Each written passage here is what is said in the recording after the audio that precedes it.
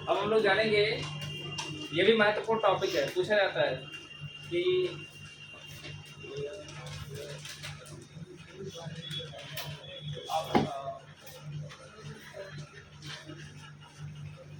Precedence of operator table, precedence of operator, precedence of operator, ये इसका मतलब पूछा जाता है। ये सब अलग अलग टॉपिक हैं, छोटे छोटे टॉपिक्स हैं जिनका बेस जिनका कॉन्सेप्ट हमको पता होना चाहिए। अब अगर हमसे कोई पूछ रहा है कि ऑपरेटर के प्रेसिडेंस से आप क्या समझते हो, क्या what do you mean by precedence of operator in C language, तो हम बताएंगे कि यदि कोई इक्वेशन है ना, इसकी जरूरत क्यों पड़ती है, क्योंकि देखिए मैथमेटिक्स में जब किसी इक्वेशन को हम सॉल्व करते थे तो जिस टाइप का अगर इक्वेशन अपने पास होता था a इंटू बी और 10 plus b by 10 minus b by 9 कर लेते हैं माइनस ए, ठीक है।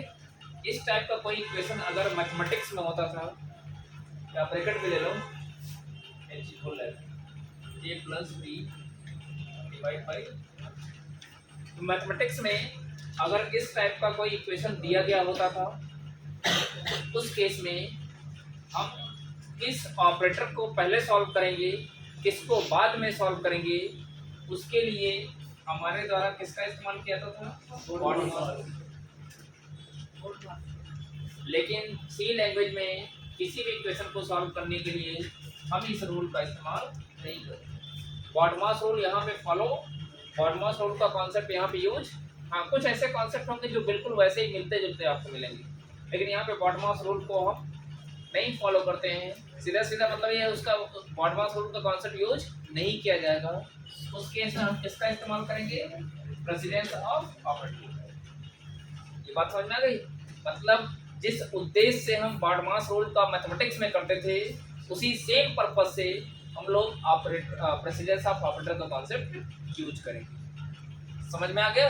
तो ये प्रेसिडेंस ऑफ ऑपरेटर का यूज हम कब करेंगे, अब हम इसको आप डिफाइन कर रहे हैं, वो ये है कि यदि कोई इक्वेशन, यदि एक ऐसा इक्वेशन जिसमें एक से अधिक ऑपरेटर आए, जिसमें एक से अधिक ऑपरेटर आए, इसमें कितने ऑपरेटर हैं, 1 2 3 4 5 6 7 8 9, कुल मिला ब्रैकेट में तो एक ऑपरेटर है, कुल मिला के 9 ऑपरेटर आए हैं।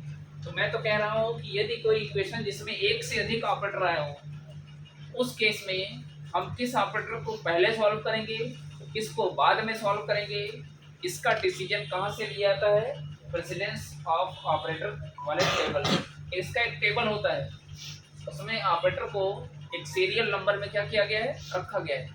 जिसका सीरियल नंबर पहले होता है, मतलब कम होता है, उसको उसका प्रेसिडेंस हाई होता है, उसका प्रेसिडेंस ज़्यादा होता है, और सबसे पहले हम उसकी इक्वेशन में उसको सॉल्व करते हैं।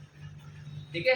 तो अगर आपसे कोई पूछे ऑपरेटर के प्रेसिडेंस से क्या समझते हो, तो हम यही बताएंगे कि जो ऑपरेटर का प्रेसिडेंस टेबल होता है, हम उसकी सहायता से ये डिफाइन करते हैं यदि किसी इक्वेशन में एक से अधिक ऑपरेटर आए हैं, उनमें से हम किसको पहले सॉल्व करेंगे और किसको बाद में सॉल्व करेंगे, इसका डिसीजन प्रेसिडेंस ऑफ ऑपरेटर का जो टेबल है उसकी सहायता से लिया जाता है। समझ में आ गया।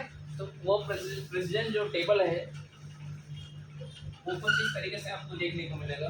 एक तो होता है ऑपरेटर का कॉलम होता है, इसका एक हम फाइल बना के, पीडीएफ फाइल बना के हम आपको लिंक शेयर कर देंगे।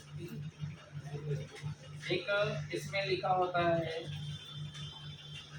डिस्क्रिप्शन, और एक हम देते हैं रैंक। ठीक है।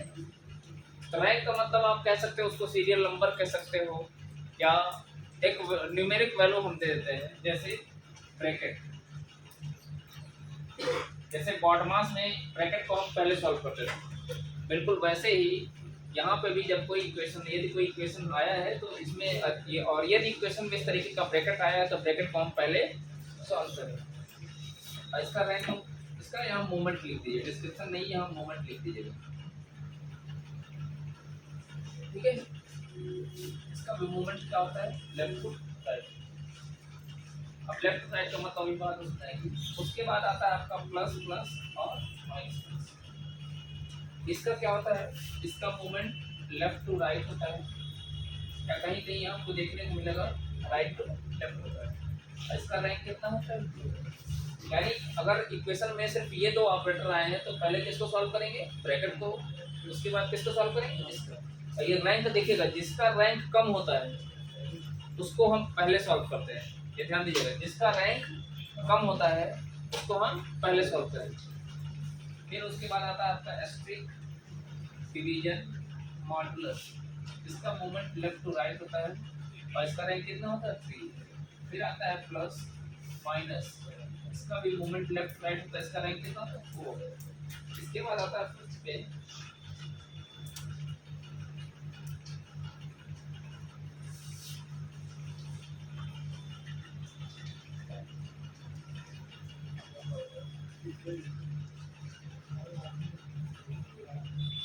फिफ्थ का अभी हम थोड़ा सा स्किप हो रहा है।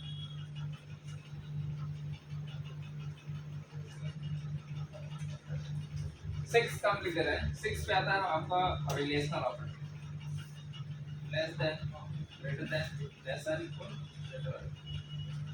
ठीक है, इसका रैंक, इसका भी मूवमेंट वही होता है, इसका रैंक होता है 6।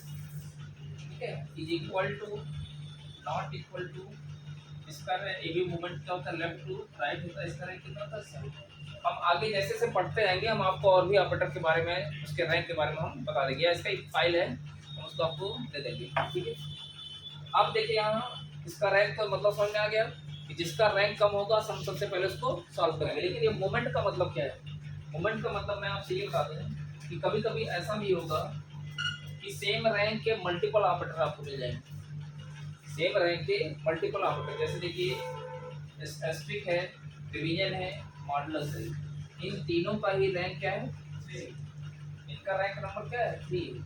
तो यदि किसी इक्वेशन को इस टाइप का इक्वेशन मिल जाए, A asterisk B mod 3 divide by 4, तो आप बताइए यहाँ पे क्या है, तीनों ऑपरेटर का रैंक क्या है, सेम है। उस केस में हम क्या करेंगे, उस केस में हम मूवमेंट देखेंगे। उस केस में हम लोग क्या देखते हैं, मूवमेंट देखते हैं। तो मूवमेंट क्या है, लेफ्ट टू राइट है, यानी लेफ्ट से चलेंगे किधर, राइट की तरफ, जो पहले मिलेगा उसी को पहले सॉल्व करेंगे। लेफ्ट से राइट की तरफ चलेंगे, जो पहले मिलेगा उसी को क्या करेंगे, सॉल्व करेंगे। यानी इधर से जब इधर चलेंगे तो पहले कौन मिल रहा है, ये, यानी पहले एस्ट्रिक सॉल्व करेंगे। जब ये सॉल्व हो जाएगा तो एक वैल्यू मिलेगी, उसके बाद कौन सा सॉल्व करेंगे, मॉडुलस, उसके बाद कौन सा सॉल्व करेंगे। अगर ये इक्वेशन इस टाइप से होता, यहाँ डिवीजन पहले होता, इस तरीके से होता, तब इस केस में हम क्या सब किसको सॉल्व करते, पहले डिवीजन को, मॉड को, फिर एस्ट्रिक। समझ में आ गया, ये कॉन्सेप्ट है प्रेसिडेंस टेबल का, है ना। प्रेसिडेंस टेबल, या जिसको प्रेसिडेंस ऑफ ऑपरेटर के नाम से भी जानता है। टेबल क्यों कहा जाता है, क्योंकि इसमें ऑपरेटर को एक टेबल के अंदर क्या किया गया, इसीलिए इसको प्रेसिडेंस ऑफ ऑपरेटर या प्रेसिडेंस टेबल कहा जाता है।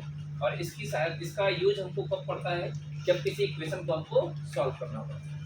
समझ में आ गया, जब जब इक्वेशन सॉल्व करने की बात होगी तब तक हमको इस प्रेसिडेंस टेबल का इस्तेमाल करना पड़ेगा, और जब तक हमको इसका नॉलेज नहीं रहेगा हम किसी भी इक्वेशन को सॉल्व नहीं कर सकते। ठीक है।